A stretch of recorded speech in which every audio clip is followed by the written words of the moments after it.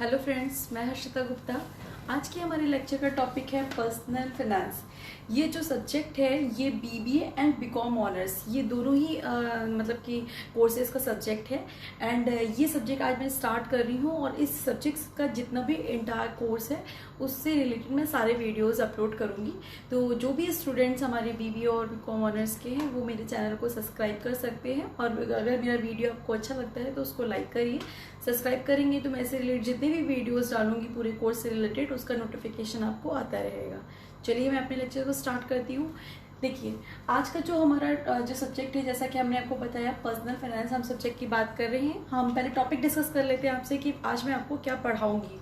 Okay, सो आज मैं जो आपको पढ़ाऊंगी वो है meaning of personal finance and basics of personal finance. हम सिर्फ मीनिंग की आज बात करेंगे कि what is the meaning of personal finance, and जो बेसिक्स होते हैं हमारे पर्सनल फाइनेंस के वो हमें पता होने चाहिए। ओके, देखिए, जो पर्सनल फाइनेंस है, पर्सनल फाइनेंस मतलब जब एक इंडिविजुअल, पर्सनल का मतलब यहाँ से सीधा एक इंडिविजुअल पर्सन से है, एक फैमिली से है।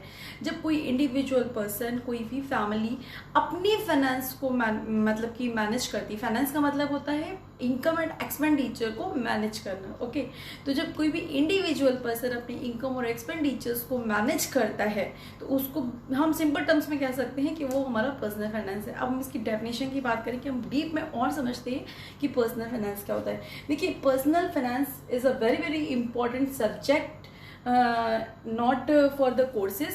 हमारी रियल लाइफ के लिए भी हमें पर्सनल फाइनेंस पता होना चाहिए ताकि हम अपनी जो भी लाइफ में जो भी हमारी इनकम एक्सपेंडिचर्स को कैसे बैलेंस करना है ये हमको पता होता है इस सब्जेक्ट के थ्रू। ठीक है, सो ये हमको ये बताता है कि हम अपनी मनी को, देखिए, हम जब मनी अर्न करते हैं तो वो हम अपने पास नहीं रखते हैं। तो पर्सनल फाइनेंस सब्जेक्ट हमें ये बताता है कि हम अपनी मनी को कैसे इंक्रीज करें। ठीक है, चलिए बात कर लेते हैं पर्सनल फाइनेंस क्या होता है। हमने अभी आपको बताया personal finance means managing your money as well as your savings and investment. मतलब पर्सनल फाइनेंस हमें ये बताता है कि हम अपने मनी को, अपने इन्वेस्टमेंट को, अपनी सेविंग्स को कैसे मैनेज करें। क्योंकि देखिए, जब भी हम अपनी जो अर्निंग करते हैं, तो जब हम अर्निंग करते हैं हमारी जो भी सैलरी, सपोज दैट कि हम एक इंडिविजुअल पर्सन है, तो हमको पर्सनल फाइनेंस ये बताएगा कि हम अपनी मनी को कैसे मैनेज करें, कितना हमें एक्सपेंडिचर करना है, कितनी हमें सेविंग्स करनी है, और जो सेविंग्स की है उसमें हमें कितना इन्वेस्टमेंट करना है। क्योंकि अगर हम इन्वेस्टमेंट नहीं करेंगे तो हमारी मनी जो है वो डबल ट्रिपल नहीं होगी। ठीक है, तो सेविंग इंपॉर्टेंट है, बट सेविंग के साथ में, सेविंग क्या होता है कि हमें सपोज दैट कि हम अपने घर में सेविंग्स कर रहे हैं, मंथली हमने 10% सपोज दैट कि हम सैलरी का सेविंग कर रहे हैं। बट इन्वेस्टमेंट क्या होता है कि सेविंग में से हमने कुछ पार्ट एक ऐसी जगह इन्वेस्ट कर दिया जो हमें 3 या 4 ईयर्स में उस मनी का जस्ट डबल एंड ट्रिपल देगा। क्लियर? सो पर्सनल फाइनेंस क्या बताता है हमको, managing your money as well as your investment and savings, it encompasses. अब देखिए, इसके पर्सनल फाइनेंस के आसपास ये सारे जो वर्ड्स लिखे हैं आपका, budgeting, banking, insurance, estate planning, mortgage, investment, retirement planning और टैक्स प्लानिंग, ये सारे वर्ड्स जो है वो घूमते रहते हैं। बिकॉज क्योंकि हम जब पर्सनल फाइनेंस कर रहे हैं तो हम अपने बजट को भी फाइनेंस, मतलब बजट को भी मैनेज करेंगे। बजट का मतलब क्या है, हम अपने सारे बजट बनाएंगे कि हमारा मंथली एक्सपेंडिचर क्या है, बैंकिंग को भी मैनेज करेंगे, अपने इंश्योरेंस को भी मैनेज करेंगे। ठीक है, अपने एस्टेट प्लानिंग भी करेंगे कि हमें फ्यूचर में क्या प्रॉपर्टी किस तरह से लेनी है, उसकी प्लानिंग हम जब पहले से करेंगे तो भी हमारे पास मनी जनरेट होगी। ओके, देन मॉर्गेज, अगर हम लोन ले रहे हैं तो उसकी भी यहाँ पे प्लानिंग करेंगे, मतलब उसको कैसे मैनेज करना है लोन को, उसको भी यहाँ पे हम समझेंगे। इन्वेस्टमेंट भी इसी में आता है। रिटायरमेंट प्लानिंग, रिटायरमेंट प्लानिंग भी हम क्या किस में करते हैं, फाइनेंस, पर्सनल फाइनेंस में करते हैं रिटायरमेंट प्लानिंग। देखिए, रिटायरमेंट का मतलब ये नहीं होता है कि हम गवर्नमेंट जॉब कर रहे हैं देन आफ्टर 60 एंड 65 के बाद हम रिटायर हो गए। ओके, तो गवर्नमेंट जॉब में तो चलिए ठीक है, रिटायरमेंट प्लानिंग हम कर सकते हैं कि हमारे पास सैलरी होती है, हमें पता होता है इतना फिक्स हमको रिटायरमेंट के लिए प्लान करना है। तब आफ्टर हमारी जब एज, हमारी जो बॉडी है वो हमें वर्क करना अलाउ नहीं करेगी, उस टाइम पे हम अपनी जो लाइफ स्टाइल है उसको कैसे मैनेज करेंगे। ठीक है, तो रिटायरमेंट प्लानिंग का मतलब ये नहीं होता है कि हम गवर्नमेंट जॉब कर रहे हैं हम अगर प्राइवेट जॉब भी कर रहे हैं तो भी हमें अपनी रिटायरमेंट की प्लानिंग करनी होती है। रिटायरमेंट का मतलब एक स्पेसिफिक एज से होता है 60 to 65। कोई भी पर्सन 60 to 65 के बाद जो उसकी बॉडी होती है वो अलाउ नहीं करती है कि वो उसी एनर्जी के साथ में वर्क कर सके। ओके, सो तो हमारी बॉडी जब अलाउ नहीं करती है तो हम अभी से उसके लिए प्लान करेंगे। जब हमारी जो एज होती है, जब हम वर्किंग में होते हैं तो हमको पता होता है कि हम इतनी हमारी अर्निंग है, एंड जब हमारी एज आफ्टर 60 हम पहुंचेंगे तो हमारी जो मतलब कि बॉडी जब अलाउ नहीं करेगी तो उस टाइम पे हम अपने जो भी पर्सनल फाइनेंस है, मतलब जो भी हमारे इनकम्स और एक्सपेंडिचर्स हैं, हम अपने एक्सपेंडिचर्स को, अपने लाइफ स्टाइल को कैसे मैनेज करेंगे, तो वो चीज़ आता है हमारा रिटायरमेंट प्लानिंग में। टैक्स प्लानिंग, टैक्स प्लानिंग क्या होता है? हम देखिए इनकम जनरेट करते हैं, जैसे कि मान लीजिए कि हम कहीं पे भी एम्प्लॉयड है, हमें सैलरी मिल रही है, सो उस सैलरी पे आपको पता है कि इनकम पे हमें इनकम टैक्स देना होता है, तो टैक्स की हमें प्लानिंग करनी होती है। प्लानिंग इन द सेंस कि हमें जितना भी अमाउंट टैक्स देना है हम उसको कैसे बचा सकते हैं, कैसे बचा सकते हैं। जैसे कि आप जब भी टैक्स की बात करते हैं, अगर आप लोग देखते होंगे, आपके फादर वगैरह टैक्स देते होंगे, तो उनको पता होगा कि जब हम टैक्स देते हैं तो गवर्नमेंट हमें बहुत सारी जगह पे छूट देती है। जैसे कि मान लीजिए कि हमने कोई इंश्योरेंस पॉलिसी ले रखी है, गवर्नमेंट हमको उसकी डिडक्शन देती है। तो प्रॉपर टैक्स प्लानिंग करेंगे तो हमारी जो टैक्स है, टैक्स में भी हमारी सेविंग हो जाती है। तो ये तभी पॉसिबल है, मतलब ये भी हमारा पर्सनल फाइनेंस में ही आता है। सो अब कहने का मतलब क्या है? Personal finance, managing your money as well as your savings and investing. इसमें ये सारी चीजों का हम मतलब कि इन सारी चीज़ों को हम मैनेज करेंगे, चाहे वो बैंकिंग हो, बजटिंग हो, इंश्योरेंस हो, रियल एस्टेट प्लानिंग हो, मॉर्गेज हो, इन्वेस्टमेंट हो, रिटायरमेंट प्लानिंग हो, या फिर टैक्स प्लानिंग हो। अच्छा, बात करते हैं जब हम कोई भी काम करते हैं तो उसका कोई ना कोई ऑब्जेक्टिव होता है। तो पर्सनल फाइनेंस का ऑब्जेक्टिव क्या होता है हमारा? ये देखिए यहाँ पे मैंने लिखा हुआ है कि पर्सनल फाइनेंस में हम इन सब चीज़ों को मैनेज कर रहे हैं because to achieve personal economic satisfaction. Means हमें अपनी जो इकोनॉमिक सेटिस्फैक्शन, मतलब हम अपनी लाइफ स्टाइल को जैसे जी रहे हैं हम उसको वैसे ही जीते रहें, तो ये इकोनॉमिक सेटिस्फैक्शन का जो हमारा गोल होता है उसको अचीव करने के लिए हमारा जो पर्सनल फाइनेंस का जो एक तरीका है वो बहुत अच्छा होना चाहिए। अगर वो अच्छा होगा तो हमारी जो लाइफ स्टाइल जो है वो उसको अच्छे से जी पाएंगे, लाइफ लॉन्ग जी पाएंगे। ठीक है, तो ये हमारा मीनिंग था। मतलब एक तरीके से आप ये समझ सकते हैं पर्सनल फाइनेंस हमें ये बताता है कि हम अपने मनी को कैसे इंक्रीज करें, उसको कैसे प्लान करें, कैसे हम मैनेज करें।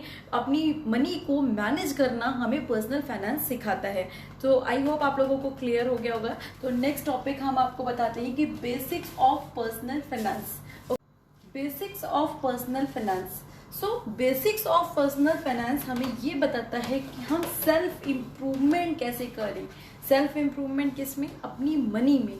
ठीक है, तो how to increase your money, ये हमको बताएगा बेसिक ऑफ पर्सनल फाइनेंस। चलिए बात कर लेते हैं कि जो बेसिक्स है ऑफ पर्सनल फाइनेंस, उसमें पहला स्टेप होता है saving account is bad.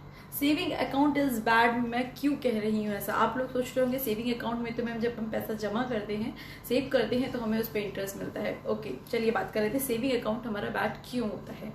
So saving account इसलिए बैड होता है क्योंकि सेविंग अकाउंट पे जो हमें इंटरेस्ट मिलता है वो बहुत ही कम होता है। ठीक है, आप कभी देखिएगा सेविंग अकाउंट पे जो इंटरेस्ट रेट होता है वो बहुत ही कम होता है। कहने का मतलब क्या है कि जो इंटरेस्ट जो होता है, growth is slower comparison compare than other options. अगर हम सेविंग अकाउंट की जगह अपनी मनी को किसी अदर ऑप्शन में, म्यूचुअल फंड्स में इन्वेस्ट करेंगे, तो हमारा जो पैसा है वो 2 से 3 ईयर्स में आप लोग देखते होंगे कि जस्ट डबल ट्रिपल होगा। हमें ऐसी जगह पे पैसे को सेव करना है। सेविंग अच्छी बात है, सेविंग ऑब्वियस मैं ये नहीं कह रही हूँ कि सेविंग अकाउंट में इंटरेस्ट नहीं मिलता है, बट जितना इंटरेस्ट मिलता है, देखिए मान लीजिए कि हम अपने पैसे को सेविंग अकाउंट में जमा करते जा रहे हैं। ठीक है, तो जो उसकी जो इंटरेस्ट रेट है उसके अकॉर्डिंगली मेरा पैसा धीरे धीरे बढ़ेगा। जैसे कि एक पेड़, जब हम एक पौधा लगाते हैं तो हम उसमें अगर धीरे धीरे पानी डाल रहे हैं तो उसकी ग्रोथ भी क्या होगी? धीरे धीरे होगी। बट उसमें हम अगर अदर सप्लीमेंट्स डालें, जैसे कि हमने अच्छी खाद डाली, हमने और फर्टिलाइजर डाला, तो एकदम से आप देखेंगे उस पौधे की ग्रोथ जो है वो एकदम से बहुत ज्यादा हो जाएगी, हमारा पौधा एकदम से बड़ा हो जाएगा। इसी तरीके से हमारी जो मनी होती है वो भी ऐसी होती है। हम अपनी मनी को सेविंग अकाउंट में रखने की वजह अदर ऑप्शंस भी ट्राई करते हैं। क्यों? क्योंकि आपको पता है कि इन्फ्लेशन, इसका मेन रीजन होता है इन्फ्लेशन। इन्फ्लेशन क्या होता है आपको पता ही है। इन्फ्लेशन में क्या होता है कि increase the prices and fall in the value of money, मतलब प्राइजेस जो होते हैं वो इंक्रीज हो जाते हैं और जो मनी की वैल्यू है जो वो क्या होती है, गिर जाती है। जैसे कि अगर बात कर रहे हैं इस मार्कर की, तो इस मार्कर की जो अभी प्राइस है वो 10 रुपीज़ है। तो अब मान लीजिए इन्फ्लेशन आ गया, इन्फ्लेशन आ गया इन द सेंस कि जो प्राइजेस हैं वो बढ़ रहे हैं। मैंने क्या लिखा, इंक्रीजेस इन प्राइजेस, ठीक है, इंक्रीज इन प्राइस।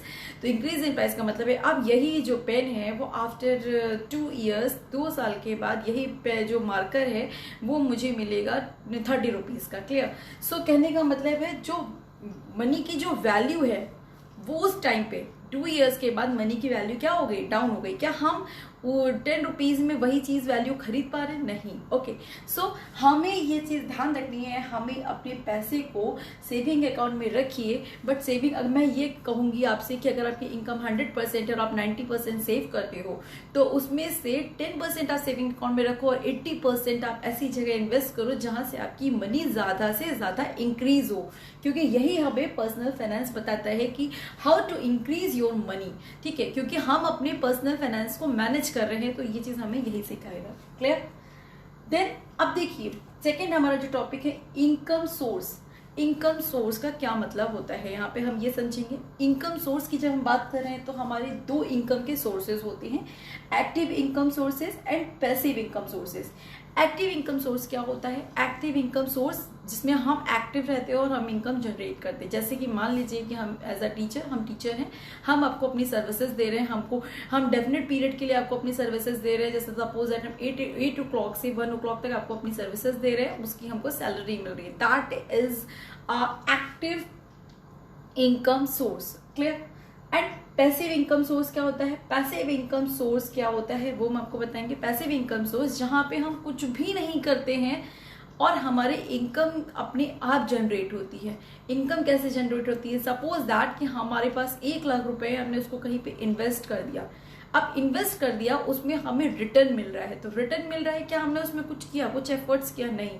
हमने उसको 5 साल के लिए इन्वेस्ट कर दिया, देन उसमें हमको ईयरली इन्वेस्टमेंट रिटर्न मिलता जा रहा है। ठीक है, आप लोगों को पता होगा म्यूचुअल फंड्स बहुत सारे हैं, गवर्नमेंट जो सिक्योरिटीज बॉन्ड्स के हैं, शेयर्स है हमारे, उसमें हमें इंटरेस्ट मिलता है। ठीक है, तो वो हमारा जो होता है पैसिव सोर्सेज होता है, पैसिव इनकम सोर्स, जिसमें हमें कुछ करना नहीं होता है, हम सिर्फ अपने पैसे को इन्वेस्ट करते हैं एंड उससे हम जो भी हमारा रिटर्न होता है, वो हमारा जो इनकम होता है वो बढ़ता है, मतलब ऑटोमेटिकली बढ़ता है। ठीक है, सो अगर आप देखते होंगे जो रिचेस्ट पर्सन होते हैं क्या वो बहुत ज्यादा एफर्ट्स नहीं करते हैं, बिकॉज क्योंकि जो रिचेस्ट पर्सन होते हैं दे हैव मनी, मतलब they have manage money well. वो अपनी मनी को बहुत अच्छे से इस तरह से मैनेज करते हैं ताकि वो आराम से घूमते हैं और आराम से अपनी, क्योंकि क्यों वो ऐसा कर, वो रिचेस्ट क्यों है? क्योंकि उन्होंने जो पर्सनल फाइनेंस है वो बहुत अच्छे से किया है, उन्होंने अपनी मनी को बहुत अच्छे से मैनेज किया है और उस मनी को मैनेज करने की वजह से ही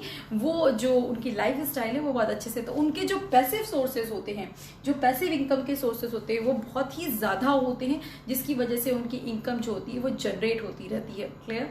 सो 2 चीजें आपको याद रखनी है। सबसे पहला हमने आपको बताया बेसिक पर्सनल फाइनेंस में सेविंग अकाउंट बैड, मैं नहीं कह रही कि बैड है, बट सेविंग अकाउंट में आपको उतना ही सेव करना है, आपको अदर ऑप्शंस भी ट्राई करने हैं जिसमें आपको रिटर्न ज्यादा मिले। आपकी मनी, आपको हमेशा ध्यान रखना है कि आपकी मनी को वहां पे इन्वेस्ट करना है जहां पे आपको उसका डबल ट्रिपल जो है वो रिटर्न मिलेगा। ओके, नेक्स्ट है हमारा, यहीं से हमारा निकल के आएगा increase your passive money. Increase your passive money is related to the financial freedom. Financial freedom मतलब अब यहाँ पे हमें क्या होता है, फाइनेंशियल फ्रीडम होता है हमें कुछ भी नहीं करना होता है और हमारे पास पैसे आ रहे होते हैं। ठीक है, सो हमारा एम क्या होना चाहिए? जब हमारा एम होना चाहिए aim for the financial freedom by your mid 30, कि जब हम 30 की एज में होते हैं, 30 से जैसे हमारी एज स्टार्ट होती है 30 से 40 तक, तो हमें कोशिश करनी चाहिए उस ड्यूरेशन में हमारे जो पैसिव इनकम के सोर्सेज है वो सबसे ज्यादा होने चाहिए। ठीक है, क्योंकि उस एज में हम आराम से अपनी लाइफ स्टाइल को जी सके। तो आप यू ऑलवेज मस्ट ट्राई कि आपका जो पैसिव इनकम का सोर्स है वो फाइनेंशियल फ्रीडम में इसका मतलब यही होता है, फाइनेंशियल फ्रीडम, हम फ्री हैं, हम अपनी लाइफ स्टाइल को जी रहे हैं, हमें बहुत ज़्यादा एफर्ट्स नहीं करने हैं, क्योंकि हमने 30 की एज में ही 30 जैसी हमारी एज आई, हमने अपने पैसिव इनकम के सोर्सेज को बढ़ा रखा है इतना ज़्यादा कि हमें कुछ भी नहीं करना है और हमें बैठे बैठे इनकम जनरेट हो रही है। इसका बेस्ट एग्जाम्पल आप यूट्यूब भी ले सकते हैं। देखिए अब यूट्यूब में हम लोग जैसे कि वीडियो आप लोग देखते हो कि बनाते हैं, तो उनके अब एक बार उन्होंने वीडियो बना के डाल दिया और उनका वीडियो अगर अच्छे से चल गया तो उनको सालों साल उसमें जो व्यूज़ और लाइक्स होते हैं उससे उनकी इनकम जो होती है वो जनरेट होती है थ्रू द एडवर्टाइजमेंट। ओके, सो ये क्या है, उनके पैसिव इनकम के सोर्सेज है। सो जो हमें हमेशा ध्यान रखना चाहिए कि जब भी हमारी एज 30 हो तो उस टाइम पे, उस ड्यूरेशन में, 30 के बाद की ड्यूरेशन में हमारे पैसिव इनकम के सोर्सेज ज़्यादा होने चाहिए। And aim for freedom financial, मतलब financial freedom by your age 20 to 30। जब बट ये भी ध्यान रखना है आपको कि जब हम 20 से 30 एज में हो तब हमें क्या इंक्रीज करने चाहिए, तो your concentrate your active income. उस टाइम पे हमें कॉन्सेंट्रेट किस पे करना चाहिए, अपनी एक्टिव इनकम पे कॉन्सेंट्रेट करना चाहिए। देखिए एक्टिव इनकम भी जरूरी है हमारे लिए, क्योंकि जब हम अर्निंग स्टार्ट करते हैं तो हम एकदम से अपने पैसे सोर्सेज नहीं बढ़ा सकते। पैसे सोर्सेज को बढ़ाने के लिए, पैसे सोर्सेज का मतलब क्या है कि कहीं हमने इन्वेस्ट किया। ओके, सो इन्वेस्ट करने के लिए हमें इनकम जनरेट भी करनी है। तो जनरेट हम कैसे करेंगे, अपने एक्टिव सोर्सेज से करेंगे। तो जब हम 20 से 30 की एज में है तो हमें हमारा कॉन्सेंट्रेशन क्या होना चाहिए, एक्टिव इनकम के सोर्सेज होना चाहिए, ताकि हम अपनी इनकम को जनरेट कर सके। ध्यान रखिएगा, इनकम में 3 चीजें इंक्लूड होती है, हमारा इन्वेस्टमेंट, सेविंग एंड एक्सपेंसेस। जब हम इनकम में से अपने एक्सपेंसेस को निकाल देते हैं, जितने भी हमारे मंथली एक्सपेंडिचर्स होते हैं निकाल देते हैं, तो जो भी बचती है वो हमारी सेविंग्स होती है। अब उस सेविंग में जितना हमें ज़रूरत है, जैसे कि मान लीजिए कि 100% हमारी इनकम है, उसमें से हमारा जो 10% एक्सपेंडिचर है और सपोज दैट और 90% हमारी सेविंग्स है, 10% हमको सेविंग में रखना है और 80% हमको उसको इन्वेस्ट कर देना है, ताकि जो मनी की वैल्यू है वो आफ्टर 2 ईयर्स, 3 ईयर्स या फिर 7 ईयर्स के बाद उसकी जो वैल्यू है वो बढ़ जाए। तो ये ध्यान रखिएगा। उसके बाद अब यहीं से हमारा पॉइंट आया निकल के इन्वेस्टमेंट। तो 4th पॉइंट की अगर हम बात करें तो 4th पॉइंट हमारा हो गया investment. Investment multiply your money. Investment का सीधा सा मतलब है कि हमारी मनी को ये बढ़ाता है, डबल, ट्रिपल और 4 टाइम करता है, 6 टाइम करता है। तो इन्वेस्टमेंट हमें ऐसी जगह पे करना है जहाँ पे हमारी जो मनी है वो मल्टीप्लायर उसके ज़्यादा से ज़्यादा हो। ठीक है, तो हमेशा ध्यान रखिएगा कि आपकी 20 से 30 एज में अगर आप पर्सनल फाइनेंस कर रहे हैं तो आपको ध्यान रखना चाहिए कि 20 से 30 एज में आपके जो एक्सपेंडिचर्स हैं, जो एक्सपेंसेस हैं, वो कम से कम होनी चाहिए, क्योंकि यही एक ऐसी एज होती है 20 से 30 जहां पे आप अपने एक्टिव इनकम के सोर्सेज से अपने पैसिव इनकम के सोर्सेज को बढ़ा सकते हैं। तो यू ऑलवेज ट्राई कि आपकी 20 to 30 एज में आप अपने एक्सपेंसेस को कम से कम रखें और अपनी सेविंग्स को बढ़ाएं। सेविंग्स के बढ़ने से हमारे जो इन्वेस्टमेंट हैं वो ज़्यादा बढ़ेंगे, और जब ज़्यादा अमाउंट में हमारे पास इन्वेस्टमेंट हो जाएगा तो आप उसको कहीं पे इन्वेस्ट कर सकते हैं, ताकि हमारे जो पैसिव इनकम के सोर्सेज हैं वो बढ़ जाए। ठीक है, चलिए अभी हम आपको इसके बाद के भी पॉइंट बताते हैं। ये 4 पॉइंट आपको याद रखने हैं। Saving account is bad means आपको इन्वेस्टमेंट पे ज़्यादा कॉन्सेंट्रेट करना है। इनकम सोर्सेज ध्यान रखने हैं आपको, फाइनेंशियल फ्रीडम भी ध्यान रखना है आपको, एंड इन्वेस्टमेंट भी ध्यान रखना है आपको। अब नेक्स्ट टॉपिक की बात करते हैं। बात करेंगे अब 5th वाले टॉपिक की। तो 5th हमारा जो टॉपिक है वो है assets versus liability. Assets versus liability का भी हमारे जो पर्सनल फाइनेंसेस में इंपॉर्टेंट रोल होता है। कैसे, चलिए जानते हैं। एसेट्स वर्सेस लायबिलिटी क्या होती है। देखिए लायबिलिटी हमें ध्यान रखना है, जब भी हम अपना पर्सनल फाइनेंस कर रहे हैं तो हमारी लायबिलिटी, जब भी हम कोई भी चीज़ परचेज करते हैं, ठीक है, तो हमें हमेशा अपनी लायबिलिटी को कम रखना है और हमें अपनी हमेशा एसेट्स को इंक्रीज करना है। हमारी फोकस किस पे होना चाहिए, हमेशा एसेट्स पे होना चाहिए। जैसे कि मान लीजिए हमने कोई चीज़ आज परचेज की और वो 10 रुपीज़ की है, तो आफ्टर यहाँ पे देखिए जब भी हम लायबिलिटी को परचेज करते हैं, ठीक है, तो purchase that reduce in the value of over the time period. मतलब लायबिलिटी की जो वैल्यू है वो टाइम पीरियड के बाद रिड्यूस आती है। मतलब कोई भी चीज़ मान लीजिए हमने आज 10 रुपीज़ की परचेज की, तो after the period of time वो 8 रुपये की उसकी वैल्यू होती है। ठीक है, तो कहने का मतलब क्या है कि हमें हमेशा अब हमें वो वैल्यू नहीं मिलेगी जो हमने जिस टाइम पे उसको परचेज किया था। बट एसेट्स क्या करता है, एसेट्स हमारी वैल्यू को इंक्रीज करता है। आज मान लीजिए यहाँ पे देखिए लिखा मैंने, purchase that increase in the value over time. मतलब आज हमने कोई भी एसेट्स 10 रुपीज की परचेज की, then after the year, after the 2 या 3 ईयर्स के बाद उसकी जो वैल्यू है वो 12 रुपीज हो गई, तो हमें क्या हुआ, 2 रुपीज का एक तरीके से रिटर्न मिला, उस पर हमें इन प्रॉफिट अर्न हुआ। ठीक है, तो we always focus on the assets. हमें हमेशा कोशिश करनी चाहिए कि हमारा एसेट्स इंक्रीज हो। ठीक है, क्योंकि जब हमारी जितनी ज्यादा एसेट्स होगी और लेस लायबिलिटी होगी उतना ही हमें प्रॉफिट होगा। अब आप लोगों के पेरेंट्स, आप लोगों ने देखा होगा कि पहले से हमारे जो पेरेंट्स होते हैं वो अपनी एसेट्स को कैसे इंक्रीज करते हैं। एसेट्स को वो इंक्रीज करने के रियल जो एस्टेट है उसमें इन्वेस्ट कर देते हैं। हम लोग प्रॉपर्टी ले लेते हैं, जमीन ले लेते हैं, घर ले लेते हैं। हम सोचते हैं कि हमारी जो मनी है वो उसमें इन्वेस्ट हो गई, अच्छे से हमारी एसेट्स इंक्रीज हो गई। But at the present time हमारे पास बहुत सारे अदर सोर्सेज भी हैं जिसके थ्रू हम अपनी इनकम को इंक्रीज, अपनी एसेट्स को इंक्रीज कर सकते हैं। देखिए, ये जो होता है ये जो रियल एस्टेट हो गया, एक इसके अलावा जो होता है वो होता है on paper assets. On paper assets क्या होते हैं, जैसे कि आपका हो गया शेयर्स, गवर्नमेंट बॉन्ड्स हो गया, फिक्स डिपॉजिट हो गया, SIP हो गया। तो ये जो हमारे हैं ये अदर टाइप के हमारी एसेट्स हैं जो हमारी वैल्यू को, जो हमारे इन्वेस्टमेंट को डबल ट्रिपल करते हैं, बहुत तेजी से हमारे इन्वेस्टमेंट को बढ़ाते हैं। बट ये ध्यान रखिएगा, ये हमारे इन्वेस्टमेंट को तेजी से बढ़ाते हैं बट इसमें रिस्क भी होता है। ठीक है, क्योंकि यहाँ पे रिस्क होता है, आप अपनी मनी को लगा रहे हैं तो इसको हमें बहुत सोच समझ के इनमें भी इन्वेस्ट करना चाहिए।